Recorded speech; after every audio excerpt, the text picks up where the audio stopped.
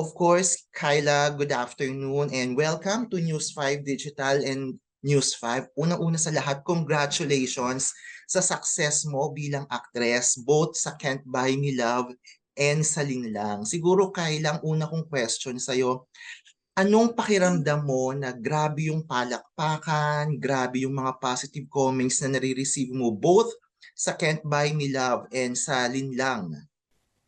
First of all, thank you so much, Vaughn, for that. I'm super happy and I'm very grateful. Alam mo yung parang sobrang overwhelming lang nung feeling, but in a good way. I'm very happy because na-appreciate ng mga tao yung roles na ginampanan ko and si Bettina ginagampanan ko pa rin sa Can't Buy Me Love. So, sobrang saya ko. Wala talaga akong masabi. I'm just so grateful. Siyempre, how do you handle the applause, all the praises that you are receiving whenever umiere yung Can't Buy Me Love at lalong-lalo na hindi lang parang sumasabog yung social media kapag umiere at talagang they really commending, especially itong latest episode, itong last Thursday. How do you handle the fame and all the praises that you've continuously receiving? Syempre, I'm super touched. And like I said earlier, I'm so grateful. It was a team effort. I feel like isang buong team kami na bumuo sa linlang, the creatives behind it, the writers, the directors, and syempre my co-actors as well. Lahat kami, part kami nung success na yun. So, I won't take credit for that. But I am very grateful. Medyo nape-pressure din ako ng konti. Sa totoo lang, medyo nakaka-pressure siya ng konti. But, um, I think it's good pressure. It's something that is motivating me every day to do and to give my best. So, Ayan, speaking of pressure, how do you handle the pressure? I mean, hindi matatawaran yung dalawang proyektong kinabibilangan mo, both Can't Buy Me Love and Linlang. Pero as an artist and as a person, how do you handle that pressure? well, ako naman, especially in the last few days, I just keep telling myself to try to relax and to do the best that I can do with what I know now to do, 'di ba? Kasi like I said, there's still so much for me to learn. There's still so much for me to improve on and to experience. And I know that maybe in time, I'll get better, pero ayoko rin, alam mo yung ayoko rin i-pressure so much. I don't wanna be too hard on myself din na kailangan sobrang galing ko now na. Yung ganon, so parang I'm just giving myself the grace to and the space to really still learn from my mistakes. But, like I said, regardless of that, I'm still so grateful kasi na-appreciate pa rin ng mga tao si Sylvia sa Linlang and si Bettina dito sa Can't Buy Me Love. And yun, and I just use it as motivation to do my best every day. Mm. Ayan, speaking of Sylvia and Bettina, no, how do you untack Bettina and Sylvia whenever you're out of the character? Paano ka nagpapagpag? Kasi ang bigat ni Sylvia at ni Yeah. Bettina on their own, ha?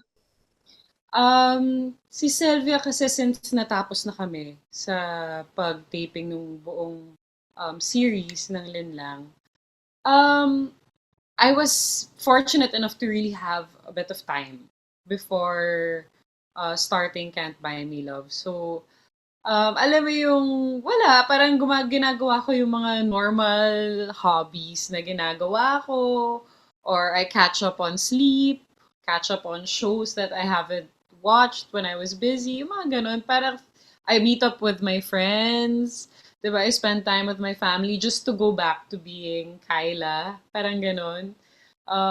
Yun lang naman. And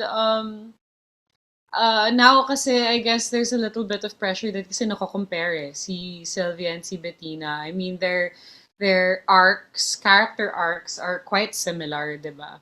So, ang lagi ko namang sinasabi tungkol doon is si Sylvia kasi is a much older woman compared to Bettina. At least for me, malalim na yung sugat ni Sylvia, kumbaga. And she's a bit more mature in the way that she talks and the way that she moves. She's a bit more composed compared to Bettina. Si Bettina kasi is younger, she's feistier. She also has that family element na in the story, a very strong family element dun sa Can't Buy Me Love. So, yun yung side ni Sylvia na hindi natin masyado nakita din. So, with Bettina naman, because of that family element, mas naiintindihan mo kung saan nang gagaling yung hugot niya sa life. And also because she's covering up so much of her pain, parang easily triggered siya, 'di ba? Parang lagi na lang galit si Bettina. So, yun naman yung differences between the two na now, yun yung I'm conscious of it. Yung talagang binabalikan ko yun every time I play Bettina para kumbaga nililihis ko siya kay Sylvia. Yun. Mm. Siyempre ano 'no, Kyla, siyempre grabe yung bukod sa pagpe-praise sa'yo, laging tinatag din minsan si John at yung mama mo, si Janice. What did your parents tell you? Parang ito recently nga nag-post ka sa IG story mo na, "Ma, bakit naman yun yung pinili?" I mean, what Oo. are they telling you? Kasi kung kumbaga sa publiko pinupuri ka na, pero both your parents are great artists on their own. So, what are they telling? Um, Honestly, wala naman sila masyadong sinasabi. If I'm being honest, kasi, um, I guess kasi normal na lang sa kanila yun eh, 'di ba? So parang, it's just a normal day. 'Di ba? Yung mom ko, when she posted that, nagulat nga rin ako kasi magkasama lang din naman kami sa bahay. And sorry, nasa taping pala ako noon. And then natawa ako kasi pinost niya kasi kani-kanina lang magkasama kami, ganun. So, I'm happy because, she mentioned naman that she's proud of me. So, I'm happy. Dad naman called me, nagtataka siya kung ano nangyayari. Hindi niya, hindi niya alam kung ano nangyayari. Parang nag-golf ata siya nun. Tapos hindi niya alam kung ano nangyayari. Parang kinabahan pa siya, bakit ka nagta-trending sa ano? May ganun siyang feeling. So, nakakatawa lang. I'm just happy that they're proud of me and that they've given me the space to really explore the world of show business and acting Mm. myself. Mm. Ikaw ba na-e-embody mo na yung katagang anak ni Janice? Kasi lalo na itong recent Halloween, 'di ba, nag-trending yung anak ni Janice not just because of Tiyanak, but because of you na ito ang literal na anak ni Janice. Na-e-embody mo na ba yun on your own? Well, di naman ako tiyanak. Charat na ano ba? But, I guess, kasi nga, totoo namang anak kami ni Janice, di ba? At marami kami. So, siguro, in a way, Ayla, what can you expect more from you? Ito na ba yung, siyempre nakilala ka namin sa mga previous roles mo rin sa MMK, na bida ka't inaapi, pero mas nagmamarka ka ngayon na parang bida kontra bida. Are you getting this kind of path now when it comes to roles? Or ano pa yung mga gusto mong i-explore as an actress? syempre, I would love to do different roles, 'di ba, all the time. Parang I wanna explore other roles and I don't mind being a kontrabida. Honestly, I find it very liberating, 'di ba? Masaya kasi liberating siya to do. Um, but I don't mind exploring other roles then, other genres, 'di ba? Parang I really want to do action. Kasi yun sa mga pangarap ko. Thriller, ganyan, horror, or pwedeng comedy din, 'di ba? Malayong malayo. I'm not sure how I would do in a comedy, sa totoo lang, but I would love to at least try, 'di ba? So parang I really just wanna keep exploring what else I can do. Kasama ba sa ine-explore mo ang possible projects with your mom and or with your dad? Kasi parang ang ganda nun na parang kayo nagsasama sa isang project.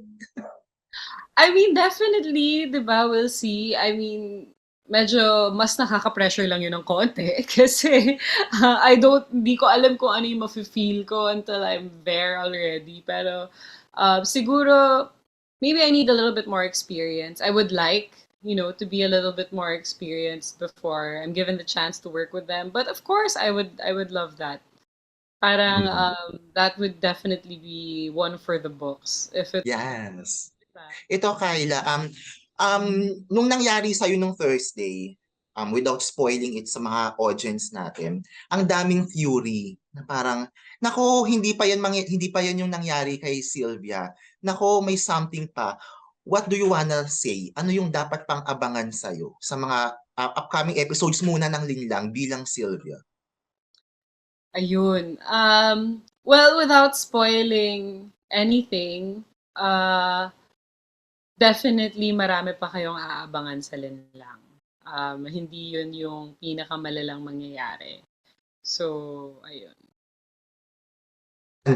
Bilang si Bettina, marami na ring naiinis sa'yo dahil sa pananakit mo kay kay Belle. Ano pang aabangan namin kay Bettina at sa magkakapatid laban kay Belle? Ah, siguro sa ngayon, um, sa side namin siguro hindi nyo ma-expect kung ano yung mga susunod na mangyayari. I think what's great about Can't Buy Me Love is that there's so many mysteries na naka-open lang, yung hindi pa nasa-solve. And so I feel like that's one of the exciting things about our show. Na ang dami kasing suspects na pwede sa mga mysteries na nangyayari. So, yun, I guess yun yung pwede nilang i-expect without spoiling na magkakaroon ulit pa sila ng mas maraming suspects sa isip nila. Kahit kayo na gumagawa nun, every time na nagtitake daw kayo, nagugulat kayo sa mga nangyayari sa script eh. Yeah, it's true. Kasi to be honest, yung creatives namin, ayaw rin sabihin sa amin pa.